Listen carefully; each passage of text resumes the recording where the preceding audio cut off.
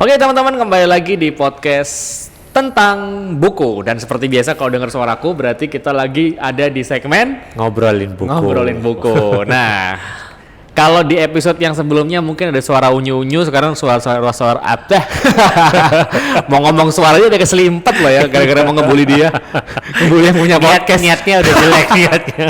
Mau ngebully yang punya podcast jadi ngomongnya belibet. Ya, jadi biasa kalau di beberapa episode tentang buku ada suara unyu-unyu, terus ini sekarang kembali ke suara yang besar. Bapak-bapak anak satu. Ya, jadi kembali lagi kita akan ngobrolin buku bersama Ivan Dana. yang punya lapak ya. Saya mah cuma tukang bajak doang. Jadi kita ngobrol apa nih kali ini? Nah, jadi kalau biasanya kan kita ngobrolin sesuatu yang berat ya. Iya. Bukan berat kali ya, apa serius ya? Iya, benar. Konteksnya pekerjaan, perusahaan gitu kan. Kita hari ini ngobrolin yang menye-menye dulu. Bukan cabai-cabian tapi kan kita obrolin. Bukan ya, apalagi terang-terangan. Jadi hari ini kita akan ngobrolin buku tentang cinta-cintaan. Aduh, berat banget ini kayaknya nih. Nah, tapi kalau ngobrolin cinta-cintaan itu kan kadang orang kesannya itu something yang apa ya? Yang soft, yang menye, yang perasaan banget yang gitu emosional. Yang emosional. Nah, emosional di banget, benar. Ini buku ini itu tidak menye-menye, tapi ini scientific. Sebenarnya gini, kalau scientific mungkin lebih tepatnya adalah hasil pengalaman pribadi ya. Karena dia cerita pengalaman pribadi yang dihubungkan dengan beberapa data-data di luar. Observasi. Tapi dititik beratkannya itu lebih ke personal sebenarnya. Banyak cerita personal soalnya kan sebenarnya. Ya, gitu. jadi buku ini buku yang menarik. Mungkin kalau aku nggak tahu ya, sebenarnya di beberapa channel itu sering dibahas sih. Tapi ternyata juga masih ada yang belum tahu. Jadi kita akan bahas buku yang berjudul Five Love Languages. 5 bahasa cinta. Aduh, ini ngomongin cinta yang ngomongin cowok gitu ya, 2 gitu ya. Karena kan ini kan bukunya cukup ilmiah. Oh iya. Karena kan iya sih, ini memang jadi buku Five Love Language ini kan penulisnya itu dia seorang konsultan pernikahan kan, konsultan marriage consultant. Dan dia itu mengamatin dari dia mengobservasi dan mengamati dari beberapa kliennya dia, plus juga dia pengalaman pribadi dia juga. Nggak beberapa sih, dia tuh kliennya banyak kan. Ini kan buku ini ditulis setelah dia bertahun-tahun kalau nggak salah. Berapa tahun? Aku lupa tuh, pokoknya lebih dari 10 seingatku. Ya nggak sih? Dia nyebut itu pengalaman dia menjalani pernikahan itu 30 tahun. 30 tahun menjalani pernikahan plus pengalaman dia sebagai marriage consultant. Nah, jadi dari pengalaman dia membuat buku ini, dan buku ini ternyata dikonsumsi banyak orang sehingga banyak orang terbantu ternyata. Oh bener ya, makanya buku ini menarik nih buat kita yang mungkin sedang menjalin hubungan dengan siapa saja gitu ya. Kita dengan siapa saja. Ini menarik banget soalnya. Siapa sih yang nulis, jadi penasaran, lupa. Memang buku ini tuh legendaris banget sih emang. Banyak orang yang menggunakan ini tuh jadi acuan sebenarnya. Yang nulis adalah Gary Chapman.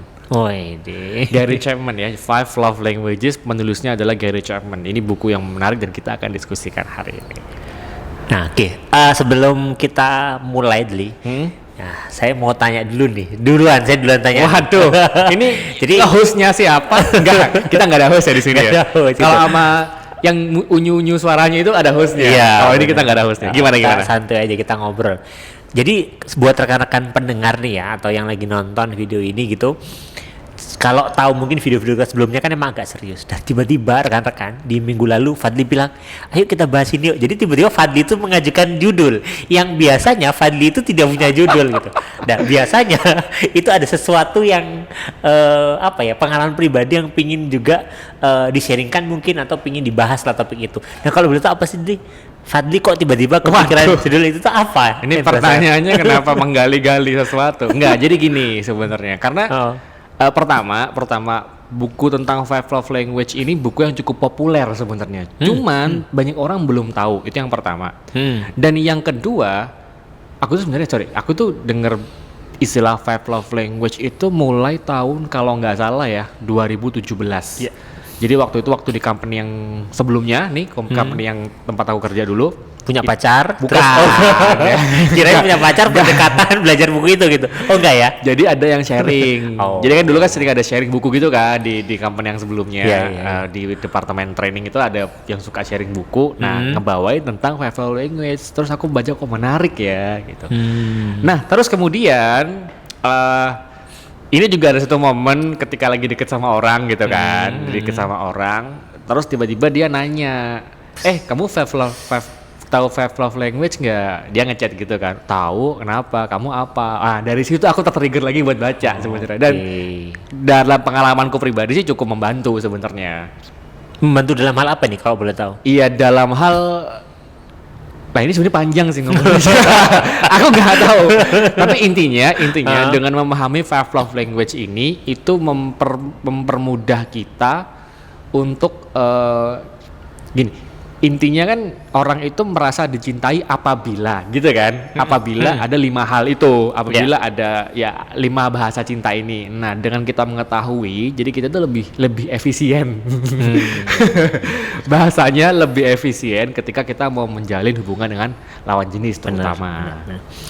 Nah, menariknya penjelasan Fadila itu di buku ini itu tadi dijelaskan dengan pengandaian yang simpel tapi ngena banget menurut saya. Yang mana tuh? Aku lupa. Jadi dia mengandaikan seperti ini. Kenapa sih kita perlu tahu terkait five love language ini? Yang sebenarnya itu disarikan dari banyak teori. Jadi si Gary Chapman tuh bilang sudah belajar puluhan buku dan intinya sebenarnya 5 ini gitu dia bilang. Jadi dia merangkum menjadi 5 ini. Kenapa sih kemudian five love language ini menjadi penting? Kata dia mengibaratkan sama seperti kita itu di dunia itu kan ada banyak bahasa.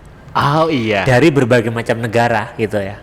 Nah, kadang ada misalkan saya bisa bahasa Inggris, ada orang yang nggak bisa bahasa Inggris, bahasanya Cina misalkan. Nah, kadang ketika kita berkomunikasi dengan orang yang punya bahasa berbeda gitu ya.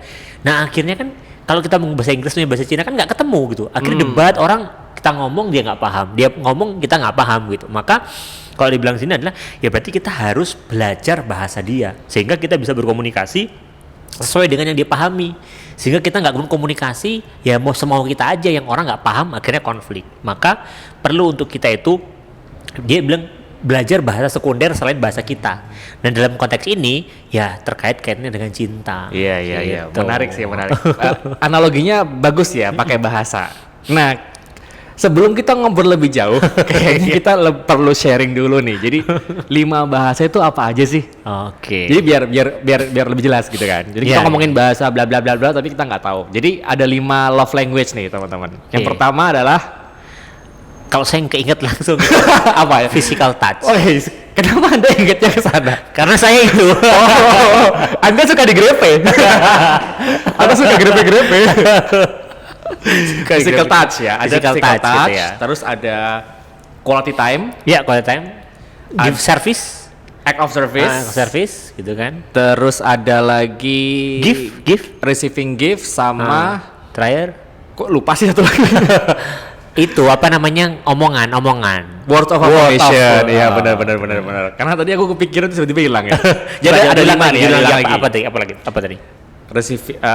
Yang pertama dulu ya, physical touch, quality time, word of affirmation, act of service, dan yang terakhir adalah receiving gift. Oke, receiving gift. Ada 5. Nah, kita coba diskusiin satu-satu deh. Singkat aja. Yang pertama, kalau tadi kan dirimu tadi apa? Physical touch. Nah, jadi love language physical touch itu kayak gimana sih, Man? Kalau dirimu, Man? Physical touch itu adalah sentuhan fisik. Itu kan. Jadi kenapa tadi saya bilang Ivan tuh suka grepe-grepe? Tapi menarik adalah di sini tuh bukan hanya berbicara tentang grepe-grepe sebenarnya, tapi lebih ke sebenarnya gini, ketika kita menepuk bahu teman kita, itu physical touch sebenarnya. Iya. Jadi ada orang yang ini cuma ngomong doang, tapi ada orang yang begitu ditepuk itu langsung wah dia kayaknya mensupport aku, itu ada gitu. Memang bagi orang-orang yang punya love language ini physical touch itu memang ya cara paling mudah gitu ya untuk menunjukkan bahwa kita mencintai dia adalah dengan sentuhan. Yang kalau di buku ini jelasin ya jelas pelukan. Jadi kalau misalkan pasangan kita, karena gini sebenarnya buku ini tadi kan kita mau coba ngobrol untuk ke perusahaan, tapi di buku ini sebenarnya kalau rekan-rekan dibaca itu berfokus pada memang after pernikahan, karena di awal cerita itu bilang ini berawal buku ini tuh dari banyak keluhan klien dia. Kok saya itu sudah nikah, kok setelah nikah kok kayaknya beda ya. Kayaknya saya jadi ngerasa ada yang kurang. Maka memang diadaptasinya sebenarnya memang nanti untuk pernikahan, meskipun sebenarnya kalau saya ngeliat buat pertemanan pun bisa gitu kan. Jadi disclaimer dulu nih ya. Jadi buat pasca pernikahan. Kalau pacaran? Nah, ya mau physical touch? Kalau physical touch bisa jadi loh. Dengan batasan kan. Contoh misalkan gini, kalau misalkan untuk gandengan itu physical touch. Physical touch, betul. Jadi ada orang yang cuman nggak digandeng aja tuh marah ceweknya. Ada kan? Bisa jadi ya, kita nggak tahu, kita perlu lihat dulu. Bisa jadi love language-nya adalah physical touch. Betul. Jadi sedangkan ada orang yang love language-nya adalah quality time misalkan. Nah, jadi satunya misalkan contohnya adalah physical touch, quality time. Nggak ketemu kan? Satunya koknya nggak digandeng. Satunya ya dengan bersama itu kan quality time sebenarnya. Dianggap sudah cukup. Padahal menurut pasangannya, nggak digandeng, dia tidak mencintaiku. Nah, kayak gitu. Kita bahas dulu yang lain ya. Kita bahas dulu yang lain. Tapi tadi disclaimer yang bagus. Jadi terlepas dari apa value-value yang lain. Sangat berhati-hati sekali. Ini kita berbicara dari konteks buku ini. Gitu buku ini ya. Tadi kita ngomongin pertama kan physical touch. Jadi gandengan, kemudian tepuk, pelukan, itu physical touch sebutnya. Kalau yang kedua adalah ini kalau aku ya, kalau aku itu quality time. Ini dirimu berarti ya? Diriku. Oke. Quality time. Jadi kalau quality time itu lebih senang untuk melewati waktu-waktu berkualitas. Contoh, kalau aku sih biasanya sih nonton bareng atau ngobrol, diskusi gitu tuh something yang wah ya gitu buat aku gitu. Wah banget. Itu kalau love language-ku adalah quality time. Berarti bisa jadi karena waktu berkualitas berarti meskipun sebentar tapi itu ada interaksi yang intens gitu ya sebenarnya dalam waktu itu. Iya, jadi meskipun cuman sebentar tapi dengan ada komunikasi yang intens atau pengalaman yang berkualitas, itu bikin susah move on jadinya. Jadi kayak gitu. Oke, berarti yang pertama tadi adalah physical touch, yang kedua quality time. Quality time. Terus yang ketiga ada yang paling gampang dulu, receiving gifts. Oh, itu paling gampang ya? Emang enggak ya? Iya sih, karena nggak perlu ngomong, nggak perlu apa, beli kasih gitu ya. Karena menariknya gini, kalau aku kan bukan tipikal yang receiving gifts ya. Jadi kalau misalkan ada orang yang ngasih aku hadiah, mungkin bagi orang itu kayak menunjukkan sesuatu rasa sayang atau apa, tapi buat aku biasa aja. Kayak dikasih ya, gue sih bisa beli sendiri. Iya. Meskipun ada orang yang berpendapat kalau dikasih sesuatu itu menunjukkan bahwa kita peduli. Cuman kalau buat aku enggak. Iya, benar-benar. Tapi yang ketiga adalah receiving gifts. Jadi love language ini ketika orang itu memberikan hadiah, dikasih sesuatu, misalkan kayak Ivan dikasih barang sesuatu itu dia merasa bahwa sangat terapresiasi gitu ya, sangat dicintai lah bahasa. Karena proses beli barang itu kan perlu dipikirin dulu, perlu dipersiapkan momentum ngasihnya sehingga itu ngerasa orang itu dispesialkan. Iya, betul. Itu kalau love language-nya barang ya. Jadi bukan berarti ini disclaimer dulu gitu. Bukan berarti kemudian wah receiving gift nih mata duitan. Enggak, bukan. Ya. Beda. Tapi lebih ke prosesnya tadi itu. Betul. Berarti dispesialkan gitu. Terus yang keempat itu ada act of service dulu deh. Act of service. Iya. Itu gimana tuh? Oke. Kirain mau jawab. Gantian dong kan. Oke. Act of service itu seperti namanya ya, service. Jadi ketika kita itu memperhatikan dia dengan mempersiapkan apa yang dia butuhkan sebelum dia minta, dengan gitu membantu. Dengan membantu. Act of service. Service itu kan pelayanan ya. Act itu perilaku, berarti menunjukkan bahwa kita melayani orang ini dalam artian ya kita membantu pekerjaannya dia gitu kan. Sesimpel kalau dalam hubungan gitu misalkan kita mau jalan sama temen gitu misalkan, atau sama pacar lah ya, atau sama istri lah ya. Sama gitu istri ya. lah. Sama istri lah. Anda sudah beristri. Sama istri gitu. Sesimpel kalau kita mau jalan, kita naik mobil, kita bukain dulu tuh pintu buat istri itu. Itu kalau bagi yang love language-nya itu service, itu rasanya terbang ke langit ketujuh itu rasanya. Oh, you're such a gentleman gitu ya. Padahal menurut kita apa sih besar doang. Gitu doang. Ya, karena kita punya love language yang berbeda. Tapi ya itu, seperti diibaratkan bahasa ya kita menyesuaikan dengan bahasa dari lawan bicara kita. Iya. Nah, belum nanti yang kelima dulu. Yang kelima. Buru-buru sekali. Kalau yang kelima tadi apa yang belum berarti? apa ya? Yo, apa yo?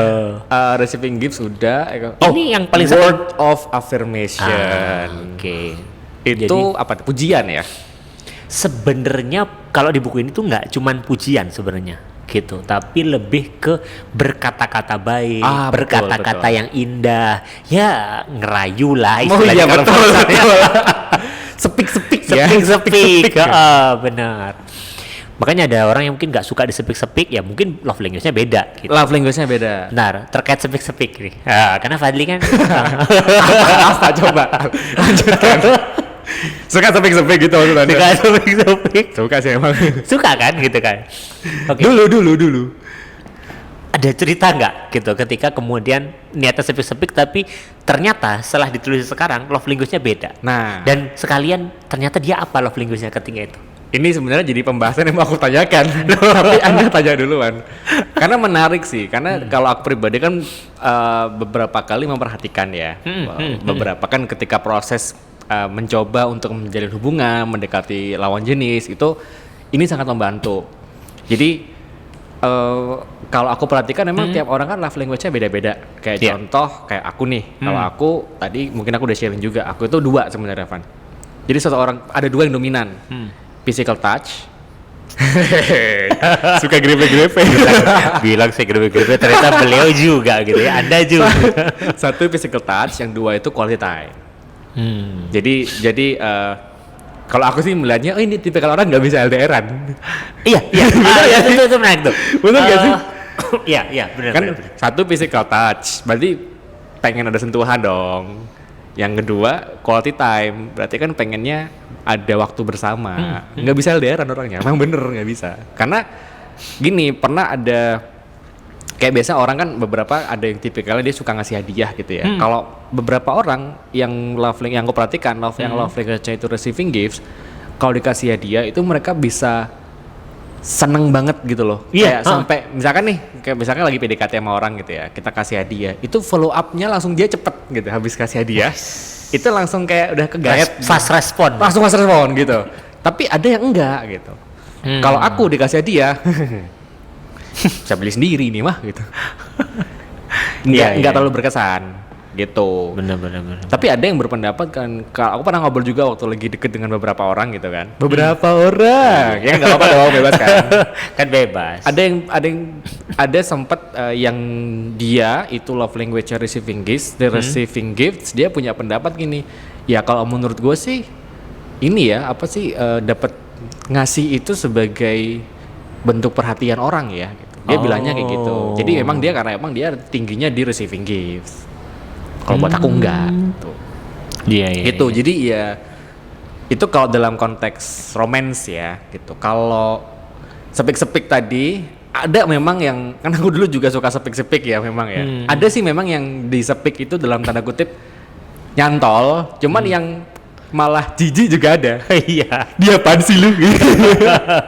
Dia apaan sih lu? Jijik gitu. Ada juga gitu. Iya, benar. Karena love language orang beda-beda gitu kan. Benar. Nah, ini penasaran aku jadinya. Kalau kan ini udah menikah nih ya. Dirimu kan udah married. Kalau dirimu sama istri tahu nggak love language-nya apa? Tahu. Apa? Dia tanya apa? Apa Oh, berarti tanya istri ya gitu. Istrimu apa love language-nya? Kalau kita sebenarnya word of affirmation tadi itu. Oh, cewek itu kalau istri itu word affirmation. Kalau saya sebenarnya quality time dominannya. Tapi yang kedua ketika Fadli bilang physical berdua touch. ya, physical touch. Jadi sebenarnya dominannya quality time sebenarnya. Kalau istri word of affirmation. Itu word of affirmation itu yang jadi nah sebenarnya dengan kita tahu ya akhirnya ya udah kita tinggal memperlakukan sesuai dengan yang diharapkan dia aja gitu. Kalau dulu kan ya quality time dianggapnya harusnya sama gitu. Padahal sebenarnya ternyata enggak. Nah, ini menarik nih karena kan aku kebetulan kan kalau aku pribadi pacarku yang sekarang itu kan sama nih kayak aku, quality time sama physical touch. Nah, aku belum pernah nemu yang word of affirmation. Nah, kalau word of affirmation itu gimana sih cara kita buat dalam tanda kutip menunjukkan love language-nya ke orang yang word of affirmation itu gimana sih? Nah, memang kalau word of affirmation itu memang karena dia itu memang mengharapkan kita itu berkalimat yang manis. Indah-indah, yang manis seperti itu gitu ya. Sebenarnya nggak harus manis atau indah sebenarnya, tapi lebih ke yang baik sebenarnya sih. Jadi nggak perlu jadi Shakespeare gitu ya? Nggak perlu. Sajak gitu ya. Tapi kalau bisa pun ya nggak apa-apa. Cuman yang nggak yang seperti itu sebenarnya, kalau di buku ini juga dibahas sebenarnya adalah berkata-kata yang baik gitu loh, berkata-kata yang tidak menyinggung. Karena begitu kita menyinggung itu kenanya lebih dalam gitu, karena dia word of affirmation kan. Bagi kita pun kata-kata simple, tapi bagi pasangan kita itu mungkin dalam. Maka jangan hati-hati, jangan sampai mengeluarkan kalimat-kalimat yang membuat dia tidak nyaman, karena itu bagi dia bisa terkenang gitu loh. Nah ini berdasarkan pengalaman. Nah dengan tahu itu akhirnya ya berkata-katanya sebenarnya saya juga kalau dibilang speak juga nggak jago-jago banget, tapi sebenarnya ternyata dipahami juga dan saya praktekkan ya berkata-kata yang baik. Gitu ya. Bahkan harus sangat jeli itu, karena satu kata doang yang salah itu bisa terngiang sebenarnya, karena ya bagi dia itu penting, kata-kata yang kita keluarkan itu penting bagi dia ternyata. Nah ini menarik ya, karena kan dirimu dengan istri kan beda ya love language-nya. Kalau dirimu kan quality time sama physical touch, kalau istri itu tadi word of affirmation ya. Sama yang kedua atau enggak? Nggak tahu. Kayak yang kuat itu soalnya, yang kuat soalnya word itu. Kelihatan banget di situ ya. Yang kelihatan banget gitu. Nah kalau dari istri menunjukkan ke kamu gimana? Apanya? Menunjukkan love language-nya. Maksudnya kan karena kan ini berdua kan beda nih. Kalau aku sama pasanganku kan sama. Jadi ya kita sama-sama tahu gitu kan. Kalau kalian kan beda nih. Iya. Sedangkan kita tahu kalau kayak aku sama pasanganku sama quality time sama physical touch. Jadi udah jelas dong. Udah enak dong. Udah sama kan. Nah kalau ini kan beda nih. Nah, beda. Berarti kan gimana nih caranya biar bisa saling dalam tanda kutip memenuhi kebutuhan afeksinya satu sama lain. Nah ini kalau cerita agak tarik histori dulu nih. Kalau berbicara tentang proses memahami, jadi memang harus ada proses memahami sih, karena itu di awal-awal mungkin kita ngeliat ini kayaknya gini, tapi begitu hidup bareng itu baru akan kelihatan sebenarnya. Kalau masih kayak ya mungkin pacaran mungkin kelihatan, tapi kan nggak 24 jam kehidupan itu sama kita kan. Jadi betul. Polanya masih berubah gitu. Tapi begitu sudah satu rumah setiap hari ketemu, otomatis kan jadi kelihatan semua gitu, sehingga kita bisa lebih menebak. Dan yang terjadi adalah ya pasti ada miss, karena kalau misalkan quality time dia nggak ngeh dengan itu, misalkan contoh quality time ya akhirnya sempat ada perdebatan atau diskusi lah ya, katanya dengan ini gimana nih, ada seperti ini, ada kerjaan, ada waktu bersama, ini gimana dan sebagainya. Kalau aku kan nggak mementingkan kuantitas tapi kualitasnya gitu. Nah ini menarik, aku jadi penasaran. Lanjut. Aku jadi pengen nanya nih. Tanya dulu. Nah kan dirimu kan quality time. Kalau sudah kalau misalkan kalau kayak aku masih masa pacaran gitu kan. Ya kalau setiap ketemu pasti itu akan jadi quality time kita gitu kan. Tapi kalau sudah menikah kan akan ketemunya kan nggak mungkin ya 24 kali 7 akan menjadi sebuah quality time kan. Kalau sudah berkeluarga itu quality time-nya kayak gimana, Pan?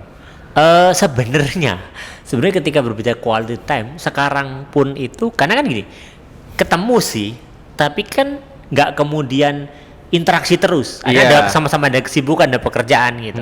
Nah ada yang memang ya gimana caranya harus disempat-sempatkan gitu, misalkan ya akhirnya menyempatkan lah ya. Nah itu yang saat ini menyempatkan. Jadi kadang kalau lagi repot pun misalkan nih sehari aku padet nih, ya berarti besoknya cari waktu quality time gitu.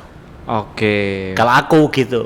Kalau sebenarnya kalau istriku nggak butuh gitu amat, nggak butuh yang quality time ya enggak. Pokoknya setiap kali ketemu ya apa yang disampaikan oke, terus kemudian memberikan apresiasi. Dan ini ada di buku juga nih. Apresiasi atas hal kecil yang dia lakukan, diapresiasi. Betul. Itu udah cukup.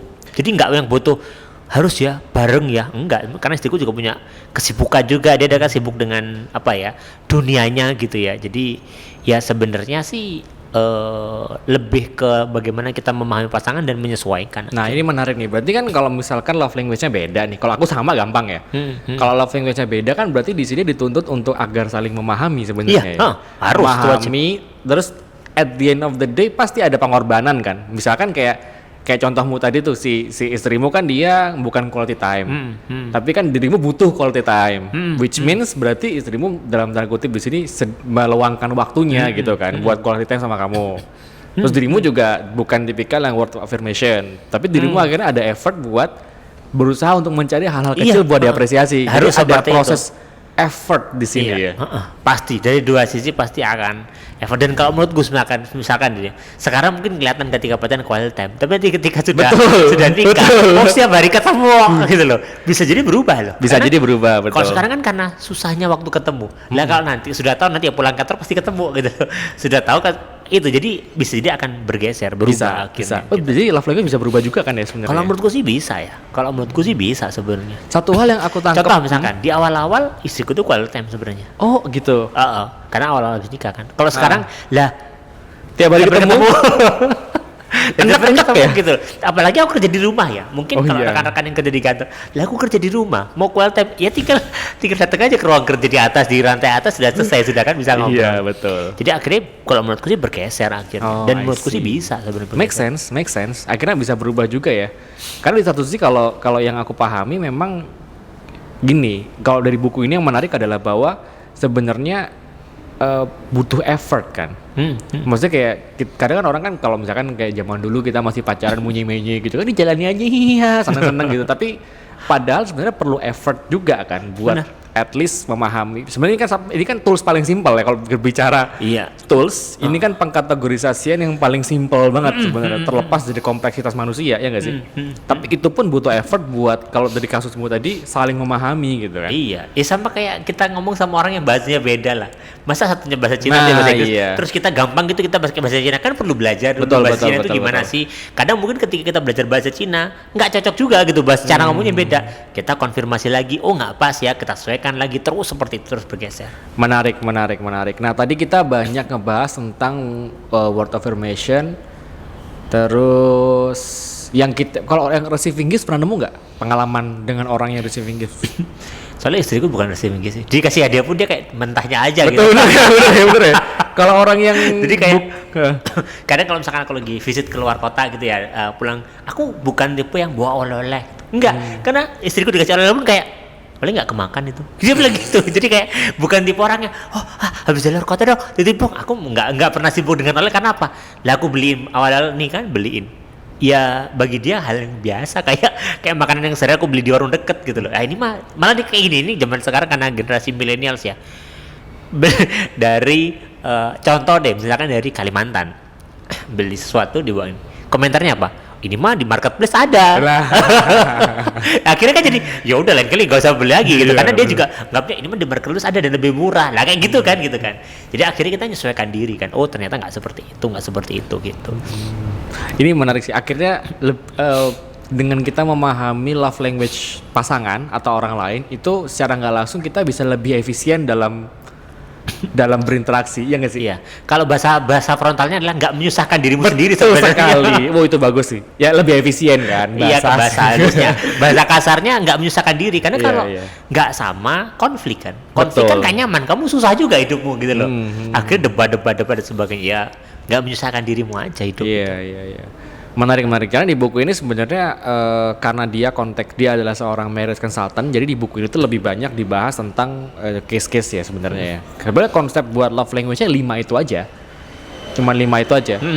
Tapi konsep practical case-nya di buku ini tuh dibahas lebih banyak lagi gitu. Lebih banyak, lebih insightful ya sebenarnya. Iya, benar. Terutama buat mungkin kita yang berpikiran untuk mau lanjut ke jenjang yang lebih serius. Nah ini buku yang menurutku worth it banget buat dibaca. Very. Sebenarnya Gary Chapman itu 2 buku, Ivan. Ada 3. Satu lagi aku lupa, itu juga bagus. Iya. Gary Chapman itu bagus buku tentang relationship. Aku udah baca 2. Dan sebenarnya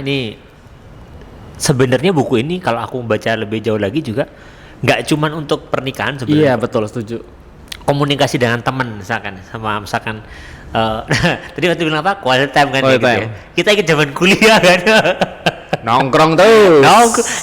Kalau dipikir sekarang ngapain, zaman dulu tuh nongkrong tuh ngapain gitu ya. Iya. Padahal kan kuliah ketemu gitu kan. Saya sama Fadil itu kan sering ngobrol banget, kita seminggu 2 kali lah ya pasti kita ada lah ngopi saya malam gitu kan. Kita nggak tahu kenapa ya, ternyata setelah saya pahami, saya sama dia sama bahasanya gitu. Quality time gitu loh. Ketemu sih di kampus, tapi kan situ sibuk apa, mata kuliah apa, kita beda. Akhirnya ketika kita sebagai teman kita pengen ngobrol ya kita malam minggu yuk ngobrol, ngopi gitu. Tapi bukan berarti ada cinta darah kita ya. Kita masih normal, dia udah nikah. Enggak, jadi untuk konteks pertemanan juga bisa. Bisa. Kayak word of affirmation juga. Word of affirmation itu juga buat sebagian orang yang memang dia love language-nya word of affirmation, apresiasi dari atasan itu dampaknya nendangnya lebih signifikan lagi, terutama kalau misalkan apa namanya bawahannya tadi ya, dia punya word of affirmation atau mungkin bawahannya ke receiving gifts. Iya. Itu juga akan nendang lagi once misalkan kita mengapresiasi, misalkan dia lagi ulang tahun, kita kasih hadiah. Nah, itu akan meningkatkan motivasi ya kalau kita berbicara dalam konteks organisasi.